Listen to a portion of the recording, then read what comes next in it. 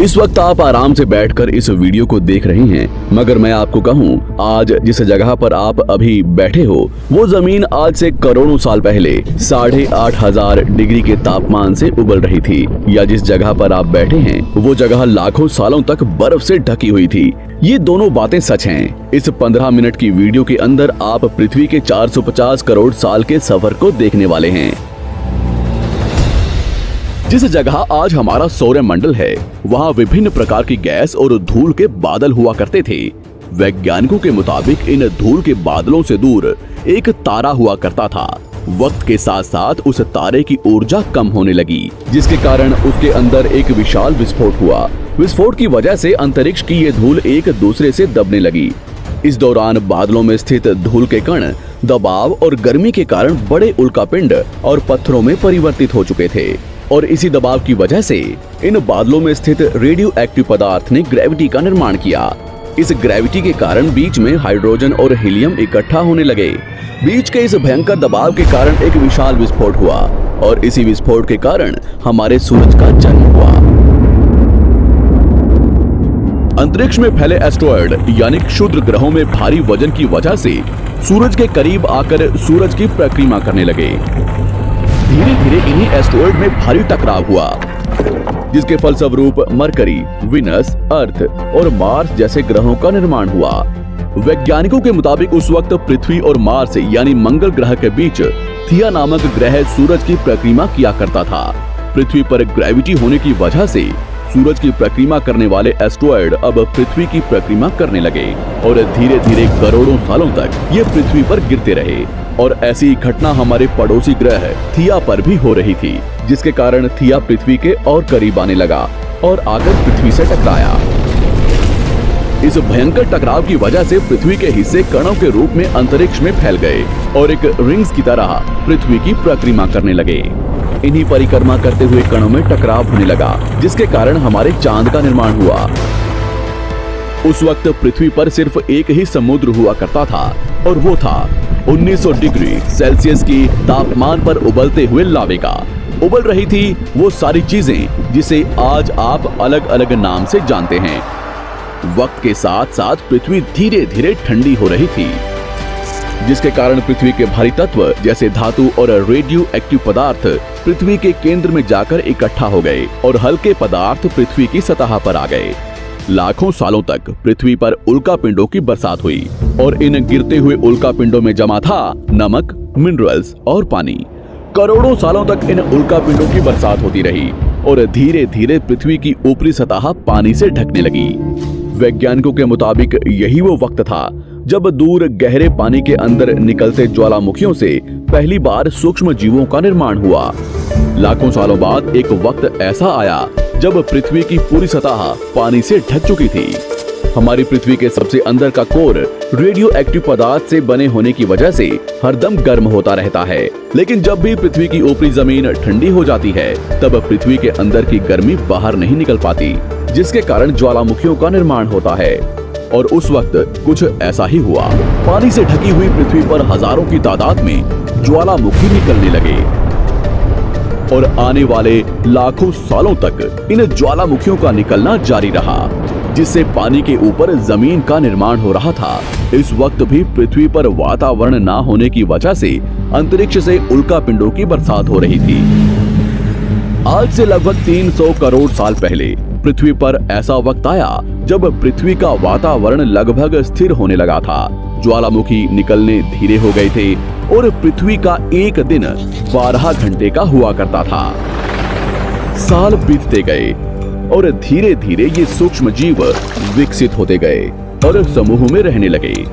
आज से लगभग 250 करोड़ साल पहले पहली बार पृथ्वी पर ऐसे जीवों का निर्माण हुआ जो जीने के लिए ये पानी के अंदर के मिनरल्स यानी खनिज पदार्थ और धूप का इस्तेमाल करते थे, और मल त्याग के रूप में ऑक्सीजन बाहर निकालते थे।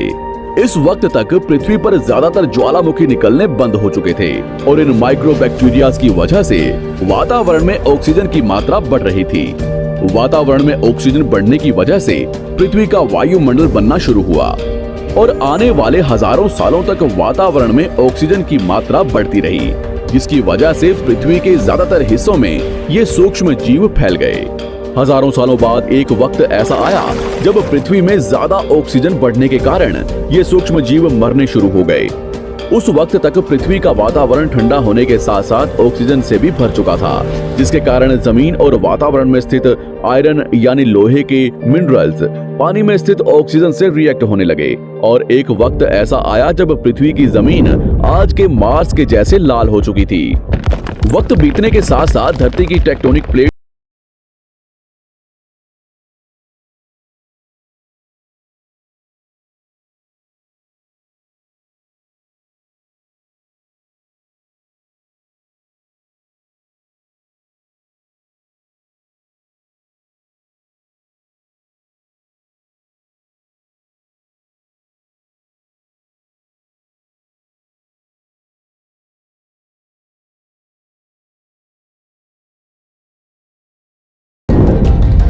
आमतौर पर जब धरती पर सूरज की किरणें गिरती हैं, तब जमीन उन किरणों को सोख लेती है। मगर क्योंकि पूरी पृथ्वी बर्फ से ढक चुकी थी और क्योंकि बर्फ सफेद और चमकीली होती है, जिसके कारण सूरज की किरणें धरती पर गिरने के बाद वापस चली जाती थी, इसी कारण से पृथ्वी कई लाखों सालों तक बर्फ से ढकी रही। मगर फिर से पृथ्वी के अंदर स्थित गर्मी ज्वालामुखी के रूप में निकलना शुरू हो गई और इन ज्वालामुखियों से निकलने वाली गर्मी ने बर्फ को पिघलाना शुरू कर दिया। इसी बीच पृथ्वी की गहराई में बचे कुछ सूक्ष्म जीव धीरे धीरे बदल रहे थे और अब वो ऑक्सीजन को अपने शरीर को बड़ा और जटिल बनाने के लिए इस्तेमाल करने लगे थे। इस बीच पानी में अलग से भी छोटे समुद्री पौधे निकलने शुरू हो चुके थे। बाहर जैसे जैसे ज्वालामुखी निकल रहे थे, वैसे वैसे वातावरण कार्बन डाइऑक्साइड की वजह से गर्म हो रहा था। वक्त के साथ साथ बर्फ तो पिघलने लगी, मगर धरती पर फिर से एसिड की वर्षा शुरू हो गई, जिसके कारण फिर पृथ्वी ठंडी होने लगी और फिर पृथ्वी की ज्यादातर सतह बर्फ से ढक गई। ऐसा बार बार कई हजारों सालों तक होता रहा और इसी कारण से अब समुद्री जीव धीरे धीरे वातावरण के हिसाब से विकसित हो रहे थे। इस बीच कई सारे जीव और समुद्री जंगल्स विलुप्त हो गए, मगर जो बच गए वो धीरे धीरे पृथ्वी के बदलते तापमान के हिसाब से ढलते गए और अब हजारों सालों बाद समुद्री पेड़ बर्फ की वजह से पूरी तरह से मरते या सूखते नहीं थे। अब सूक्ष्म जीव समुद्री जीव बन चुके थे। जब फिर से ज्वालामुखियों ने पृथ्वी की बर्फ को पिघलाना शुरू किया, तब ये समुद्री पेड़ जल्दी विकसित होकर फैल गए। धीरे धीरे वातावरण में ऑक्सीजन की मात्रा बढ़ने लगी और पृथ्वी पर होने वाली एसिड की वर्षा कम होने लगी। वातावरण में ऑक्सीजन आने की वजह से पृथ्वी की ओजोन लेयर्स मोटी होने लगी और आज से लगभग 47 करोड़ साल पहले पृथ्वी की ऊपरी सतह पर पहली बार मोसोस नामक प्लांट उगना शुरू हुआ। वक्त के साथ साथ जमीन पर अलग अलग प्रकार के पौधे और पेड़ उगना शुरू हुए। एक वक्त ऐसा आया जब जमीन के पेड़ों की लंबाई लगभग 80 से 100 फीट जितनी या आज के 5 से 6 मंजिला बिल्डिंग जितनी ऊंची हो चुकी थी। ये वो वक्त था जब समुद्री जानवर समुद्र से बाहर निकल रहे थे और जमीनी जानवरों में परिवर्तित हो रहे थे। धरती की ज्यादातर जमीन एक जगह इकट्ठी हो चुकी थी, जिसे आज हम पैंजिया महाद्वीप के नाम से जानते हैं। पृथ्वी का वातावरण और तापमान लगभग स्थिर हो चुका था और अब करीब 21 से 23 घंटे का दिन हुआ करता था। अब समुद्री जीव पानी से बाहर रहने लगे थे और वातावरण के हिसाब से उनके शरीर का रंग रूप बदल रहा था। धीरे धीरे ये जमीनी जानवर डायनासोर्स में परिवर्तित हो गए। जिन डायनासोर्स ने पेड़ पौधे खाने शुरू कर दिए, उनका शरीर लंबा और विशाल रूप से विकसित होने लगा। कुछ डायनासोर्स शिकार किया करते थे, जिसके कारण वे छोटे और तेज होते चले गए।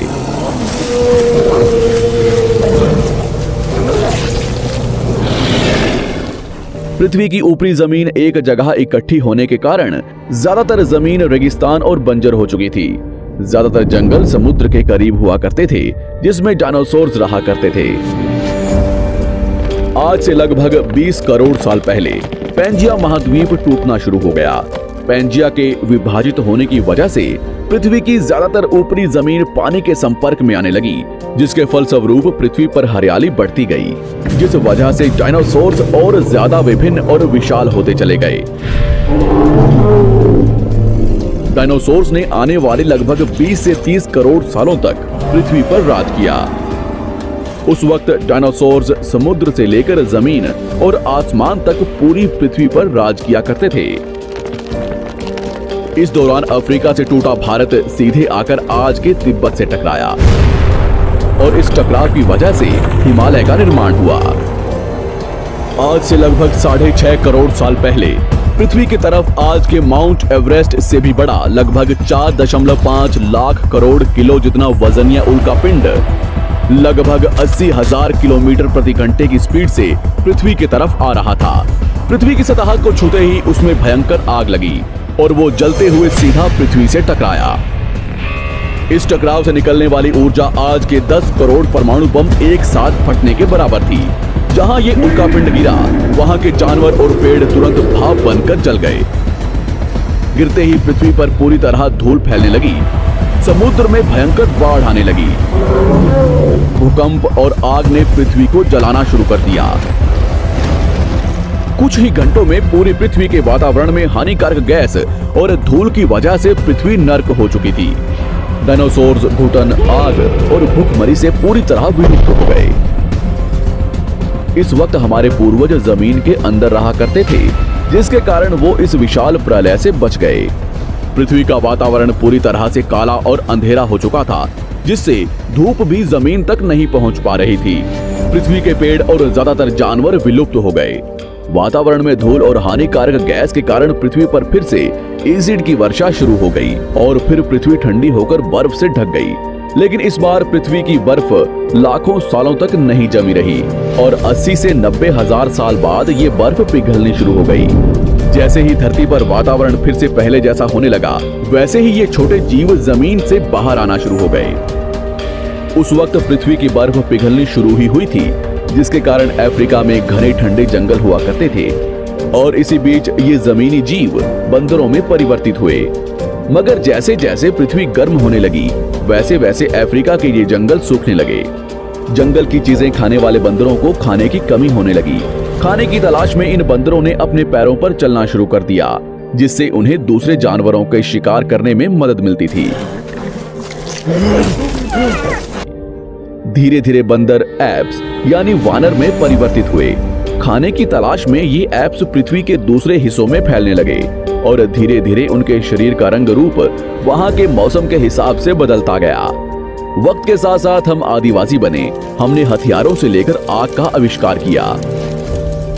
हम धीरे धीरे इंसान के रूप में विकसित हुए।